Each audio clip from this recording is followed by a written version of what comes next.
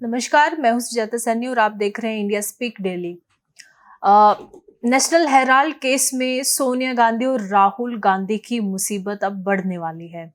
दरअसल इसमें अब ईडी ने मनी लॉन्ड्रिंग को लेकर के अपनी चार्जशीट दाखिल कर दी है और सोनिया गांधी और राहुल गांधी पर आरोप लगा है कि उन्होंने संपत्ति में हेरफेर करके और जो कुछ फेक कंपनियां बना करके लगभग 988 करोड़ रुपए की संपत्ति का गबन किया है।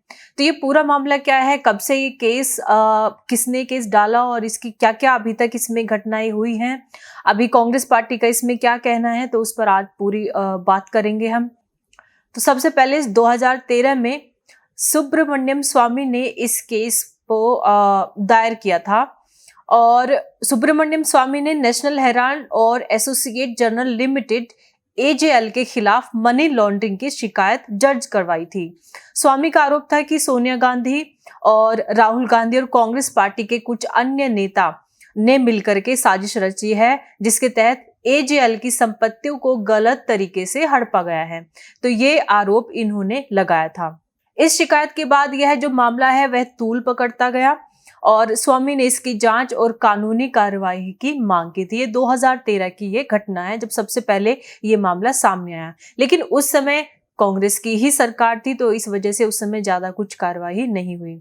अब इसमें सुब्रमण्यम स्वामी का बयान क्या था उसके बारे में हम जान लेते हैं।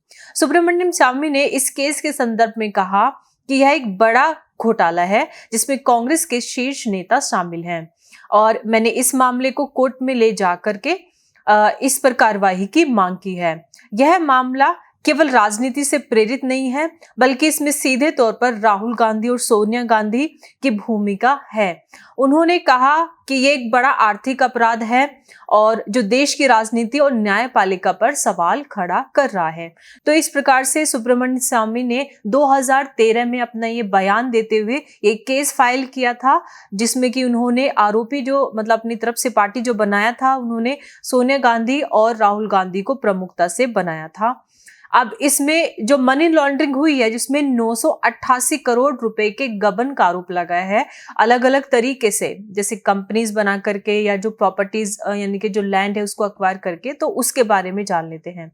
दरअसल राहुल और सोनिया गांधी पर 988 करोड़ रुपए के गबन का आरोप लगा। सोनिया गांधी और राहुल गांधी पर ये जो संपत्ति हड़पने का गंभीर आरोप लगा है, ये यंग इंडिया नामक एक कंपनी में एसोसिएट जर्नल लिमिटेड एजेएल के 99% जो शेयर थे उन्हें सिर्फ 50 लाख रुपए में प्राप्त करने की वजह से लगा है। तो उनकी जो एक्चुअल वैल्यू थी शेयर की वो बहुत अधिक थी, लेकिन उनको केवल 50 लाख रुपए में अक्वायर कर लिया गया, वो खरीद लिया गया और इसके लिए कंपनी बनाई गई जिसका नाम था यंग इंडिया। तो ये लगभग इस तरीके से मामला था। नॉन प्रॉफिट संस्था के रूप में ये जो कंपनी यंग इंडिया थी ये पंजीकृत थी, लेकिन ये कंपनी एक सामाजिक कार्य ये नहीं कर रही थी, बल्कि इसमें सोनिया गांधी और राहुल गांधी की 76% हिस्सेदारी थी। इसके अलावा एजेएल को 90.21 करोड़ रुपए का लोन भी दिया गया था और जिसे बाद में 9.02 करोड़ शेयर्स में बदल दिया गया और बहुत ही कम मूल्य पर यंग इंडिया को ये सभी शेयर ट्रांसफर कर दिए गए। तो इस प्रकार से शेल कंपनियां बना करके या एनजीओ बना करके, नॉन प्रॉफिटेबल जो एनजीओ बनता है लेकिन उसमें सामाजिक कार्य कुछ किया नहीं गया। अब इस मामले में प्रवर्तन निदेशालय ईडी ने आरोप लगाया था कि यह एक साजिश थी और जिसके तहत 988 करोड़ रुपए की संपत्ति मनी लॉन्ड्रिंग के द्वारा हड़पी गई थी। तो मनी लॉन्ड्रिंग में इस प्रकार से शेल कंपनियां बना करके, फेक एनजीओ बना करके और पैसा इकट्ठा किया जाता है, जिसमें शेयर या फिर जो लैंड एक्वायर करते हैं उनकी एक्चुअल वैल्यू से कम वैल्यू में वो खरीद ले जाते हैं। तो अब इसके तहत 988 करोड़ रुपए की संपत्ति मनी लॉन्ड्रिंग के द्वारा हड़पी गई थी, ये कहना है ईडी का। और इसमें राहुल गांधी और सोनिया गांधी के अलावा सैम पित्रोदा, सुमन दुबे और अन्य कांग्रेस के बड़े नेता के शामिल होने की बात इसमें कही गई थी। अब इसमें कांग्रेस पार्टी का बचाव क्या है, उन्होंने इस पर क्या बयान दिया है, उसके बारे में बात कर लेते हैं। कांग्रेस ने इस पर विरोध जताया है और अपना बयान दिया है। इस मामले में कांग्रेस पार्टी ने इसे राजनीतिक प्रतिरोध बताया है। इस मामले में कांग्रेस पार्टी ने इसे राजनीतिक प्रतिशोध बताया है और कांग्रेस के महासचिव केसी वेणुगोपाल ने इस पर अपनी चिंता व्यक्त करते हुए कहा कि यह कार्रवाई केवल कांग्रेस पार्टी और उनके नेताओं को निशाना बनाने के लिए की जा रही है। वेणुगोपाल ने कहा कि यह पूरी कार्यवाही एक प्रायोजित उत्पीड़न है और जो हमारे नेताओं को दबाने के लिए और हमारी आवाज को बंद करने के लिए की जा रही है। उन्होंने आगे कहा कि भाजपा और सरकार का यह कदम विपक्ष को दबाने और हमारी आवाज को मिटाने के लिए किया जा रहा है, हमें डराने के लिए किया जा रहा है, लेकिन हम इस संघर्ष से पीछे नहीं हटेंगे। तो ये कांग्रेस पार्टी का आधिकारिक बयान इसमें सामने अभी आया है क्योंकि ईडी ने इस पर चार्जशीट फाइल कर दी है। अब कांग्रेस पार्टी ने ईडी के दफ्तरों के बाहर विरोध प्रदर्शन भी किया। कांग्रेस के कार्यकर्ताओं ने और ऐलान किया और साथ ही सरकार और ईडी की कार्यवाही को एक प्रकार की राजनीतिक साजिश इन्होंने बताया है। अब इसमें घटनाक्रम तब से लेके अब तक क्या क्या हुए हैं। ये केस जो दायर किया गया था वो 2013 में सुब्रमण्यम स्वामी ने शिकायत दर्ज करी थी, लेकिन अब क्या है कि 2025 में ईडी ने इसमें चार्जशीट फाइल की है। तो इतना लंबा समय क्यों लगा है, और अगर आरोप सच्चे हैं तो इतना लंबा समय नहीं लगना चाहिए, और अगर आरोप गलत है तो इसका निपटारा पहले ही हो जाना चाहिए था। तो इसमें टाइमलाइन हम देख लेते हैं कि कब कब क्या क्या घटनाएं हुई हैं। तो 2013 में इसकी शिकायत दर्ज की गई थी। इसमें आपराधिक शिकायत ये दर्ज की थी सुब्रमण्यम स्वामी द्वारा। सुब्रमण्यम स्वामी ने आरोप लगाया था कि सोनिया गांधी और राहुल गांधी ने मिलकर एजेएल की संपत्तियों को हड़पने की साजिश रची है और इसके बाद इस मामले में न्यायालय में संज्ञान लिया जाए, ये इन्होंने शिकायत दर्ज कराई थी। फिर 2014 में कोर्ट ने इसका संज्ञान लिया। अब इसमें क्या है कि 2013 में तो कांग्रेस की सरकार थी, लेकिन 2014 में सरकार बदल करके बीजेपी की आ जाती है, तो तब कोर्ट ने इस पर संज्ञान लिया। तो 26 जून 2024 को दिल्ली की अदालत ने इस शिकायत पर संज्ञान लिया था। इसके बाद आरोपियों ने दिल्ली हाई कोर्ट और फिर सुप्रीम कोर्ट में इस केस को चुनौती भी दी थी, लेकिन कोर्ट ने इस मामले में ट्रायल को जारी रखने का फैसला सुनाया था। हालांकि इस दौरान ट्रायल की प्रक्रिया शुरू नहीं हो पाई थी। तो अभी इसमें उस समय क्या हुआ कि इन्होंने केस जो सुनवाई शुरू हुई वो 26 जून 2014 को शुरू हुई और उसके विरोध में कांग्रेस पार्टी के जिन नेताओं का नाम है वो सभी जो आरोपी बनाए गए हैं वो दिल्ली हाई कोर्ट गए, फिर उसके बाद सुप्रीम कोर्ट गए ताकि इसको रोका जा सके। लेकिन सुप्रीम कोर्ट ने कहा कि केस की जो ट्रायल कोर्ट में जो काम इस पर केस जो है वो जारी रहेगा, लेकिन इसका ये तो फैसला सुप्रीम कोर्ट ने दे दिया, लेकिन ट्रायल कोर्ट की जो कार्यवाही है वो उस समय शुरू नहीं हुई थी। तो ये 2014 में चला। उसके बाद कट टू 2017 में होता है इसमें कुछ। तो 2017 में आयकर विभाग की जांच इस पर शुरू होती है। अगेन 2017 में भी बीजेपी की ही सरकार रही है, 2014 से लेकर अभी तक लगातार। तो 2017 में आयकर विभाग ने जांच की और पाया कि यंग इंडिया ने एजेएल की संपत्ति के जरिए लगभग 414 करोड़ रुपए से अधिक की टैक्स चोरी की है। यह आयकर विभाग की जांच थी और इसने इस मामले की गंभीरता को और बढ़ा दिया था।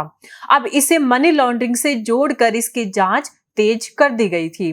तो ये 2017 में आयकर विभाग ने इस पर जांच की और उस पर यह रिपोर्ट दी थी, लेकिन उसके बाद फिर से जांच आगे की जो कार्रवाई है वो फिर से रुक जाती है और फिर 2023 में इस पर फिर से इस केस पर काम शुरू होता है। अब जांच एजेंसी ईडी की बारी थी, तो ईडी ने 2023 में इस पर कार्रवाई की।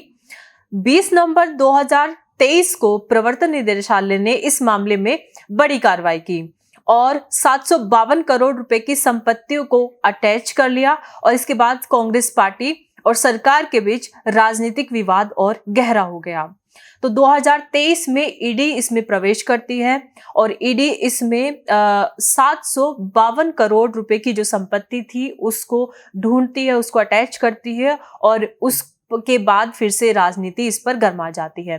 अब 2023 के बाद सीधे अब यानी कि 2025 में इसमें फिर से इस केस पर कार्य शुरू हो गया है। तो अब 16 अप्रैल यानी कि आज 2025 को ईडी ने दिल्ली की राउज एवेन्यू कोर्ट में इस मामले में अपनी फाइनल चार्जशीट दाखिल कर दी है। इसमें कुल 7 आरोपी शामिल हैं, जिसमें सोनिया गांधी, राहुल गांधी, सैम पित्रोदा और सुमन दुबे और यंग इंडिया कंपनी यानी कि यंग इंडिया जो एनजीओ है, ऐसी संस्था, ये इसमें शामिल है। चार्जशीट में आरोप लगाया गया है कि इन लोगों ने मिलकर एजेएल की संपत्तियों का गलत तरीके से हेरफेर करके अधिग्रहण किया और इस चार्जशीट की अगली सुनवाई 25 अप्रैल को इसी महीने में होने वाली है। तो अब तक ये पूरी की पूरी टाइमलाइन है जो मनी लॉन्ड्रिंग का जो केस था। नेशनल हेराल्ड, इसको हम लंबे समय से सुनते चले आ रहे थे कि इसमें कांग्रेस पार्टी के बड़े नेता राहुल गांधी और सोनिया गांधी बड़े फंस गए हैं, लेकिन अभी तक हमें इसमें केवल बातें ही सामने आती थी। आगे कोई इस पर क्या कार्रवाई होगी, क्या आगे केस चलेगा, क्या उनको जेल होगी या जो भी इसमें आगे कार्रवाई होनी है, उसके बारे में कोई जानकारी नहीं मिलती थी। अब देखना यह है कि जो चार्जशीट अभी फाइल की है ईडी ने, उसके बाद क्या ट्रायल कोर्ट में आगे इस पे काम चलेगा या फिर से पहले की तरह ये बीच में 1-2 साल के लिए इस पर आगे की जो कार्रवाई है वो रुक जाएगी। तो 25 अप्रैल को, आने वाली जो 25 अप्रैल है, इसको हमारी नजर इस पूरे केस पर बनी रहेगी।